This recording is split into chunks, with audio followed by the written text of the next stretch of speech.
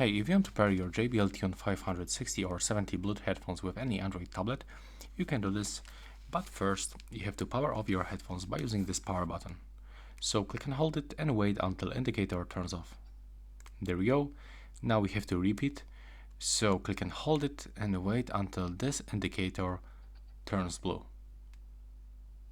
There we go. You will also hear this sound in your headphones. So it will announce that you are in the pairing mode. Now on your tablet you have to simply go into the Bluetooth settings and turn them on. Then click and hold on the Bluetooth icon to enter for the Bluetooth settings. That's how it works in my device. And from available devices select your JBL Tune 560 or 570 Bluetooth headphones. Now accept the pairing request, and as you can see, after a few seconds we are successfully connected. We've got also the Bluetooth connection information that the current device supports AAC codec, so it means that now we can increase the volume level, I mean the sound quality. As you can see, it's providing a high quality audio experience. And right now please subscribe to my channel, and that's all. Bye bye.